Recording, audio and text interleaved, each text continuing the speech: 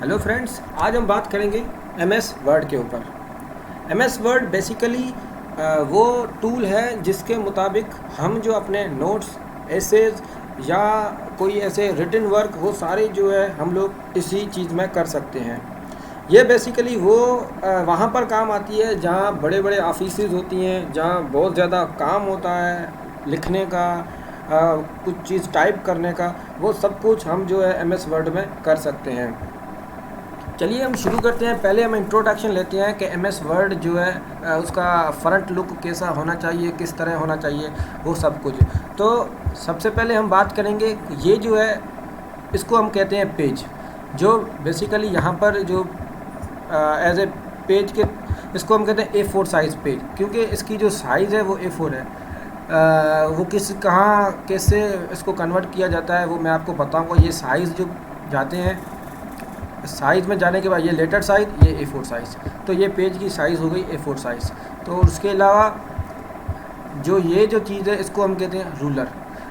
Ruler basically ruler का काम ये है कि अगर हमारा कोई वर्ड है, जैसे ये कर्सर आपको नज़र आ रहा है, तो ये कर्सर अगर हम इसको मूव करवाना चाह रहे हैं आगे, तो ये आगे भी हो सकता है, ताकि हमारा इसका काम ये है कि बेसिकली जो लेफ़्ट इंडेक्स या राइट इंडेक्स जो इसका काम बेसिकली ये होता है कि मतलब अगर हम जो अपना कर्सर या हमारा जो पेज जहाँ से स्टार्ट हो हम वहाँ से स्टार्ट करवाना चाह रहे हैं, हम कहते हैं कि जो हमारा पेज है यहाँ से स्टार्ट हो और बाकी ये वाला यहाँ से पेज हमारा स्टार्ट ना हो, तो हम जो है इसको कर्सर यहाँ पर मूव करवा सकते हैं।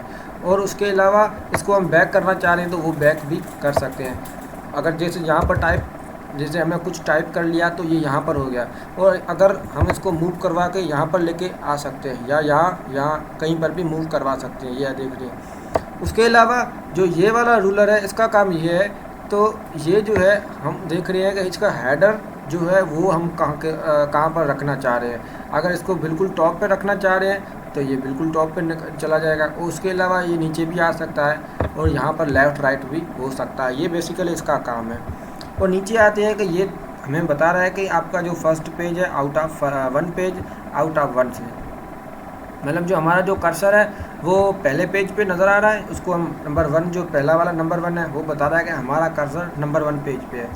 अगर जो ऑफ 1 है उसका मतलब हमारे एक पेज में से पहले पेज पे ही हमारा जो कर्सर है।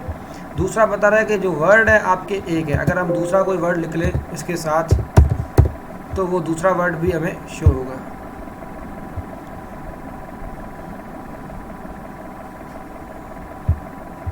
सॉरी, थोड़ी डिस्टर्बेंस हो गई। तो अभी यही जो चीज़ है, मतलब अगर 2 वर्ड्स लिखे हैं तो ये 2 वर्ड्स ही हमें काउंट करके बता रहा है। अच्छा, हम इस सनी को हम अगर करना है सिलेक्ट, तो ये बता रहा है कि 1 आउट ऑफ 2, तो उसमें बता रहा है कि आपने एक वर्ड को सिलेक्ट किया है 2 वर्ड में से। अगर हमारा पूरा पेज है, पूरे पेज 1000 वर्ड्स का लिखा हुआ है, तो उसका मतलब ये बताएगा कि आपने 1000 वर्ड्स लिखे हैं, और हमने किसी 10 वर्ड्स को सिलेक्ट किए तो वो भी बताएगा कि 10 वर्ड्स को आपने सिलेक्ट किया है आउट ऑफ 100 से।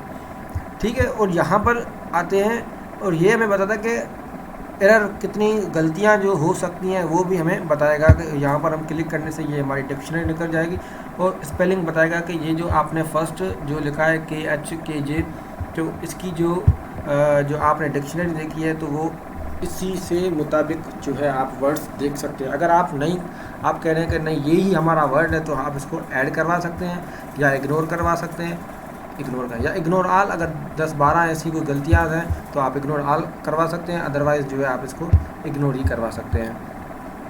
ठीक है, या आप देख रहे हैं कि इस खाकी या इसको चेंज भी करवा सकते हैं, चेंज ऑल भी करवा सकते हैं किसी एक चीज़ पे, तो वो सब मैं आपको बताऊंगा थोड़े वक्फे के बाद।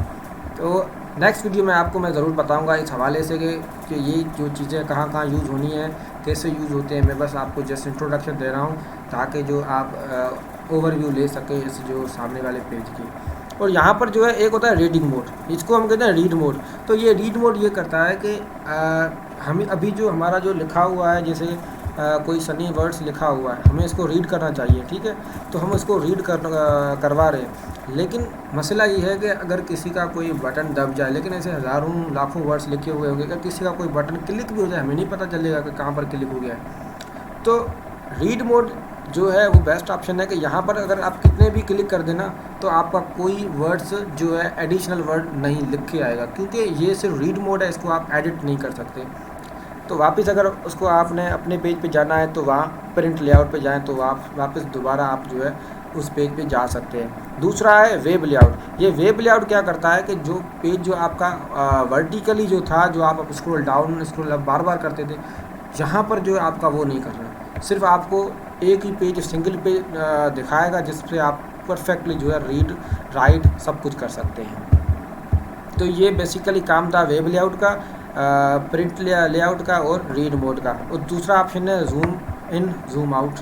ये पेज के जूम और पेज का जो जूम है उसके बारे में बताता है, जैसे आप देख रहे हैं ये जूम इन जूम आउट के बारे में बताता है। तो दोस्तों आज के लिए इतना ही। कल फिर आपसे मुलाकात होगी हमारे इसी जो है वर्ड के ऊपर, जिससे हम फाइल के बारे में थोड़ा बहुत सीखेंगे, होम के बारे में, इंसर्ट, डिज़ाइन और ऊपर जो निशानात दिए हैं इनके बारे में भी हम सीखेंगे कि भाई ये कंट्रोल Z या कंट्रोल Y जो वो किस तरह काम करते हैं, वो सब कुछ मैं आपको बताऊँ। ये सेव का ऑप्शन है, उसके अलावा ये कहाँ कहाँ यूज़ होते हैं मैं सब आपको बताऊँगा नेक्स्ट वीडियो में। तब तक के लिए बाय। अपने और अपने घर वालों का ख्याल रखिएगा। अल्लाह हाफ़िज़।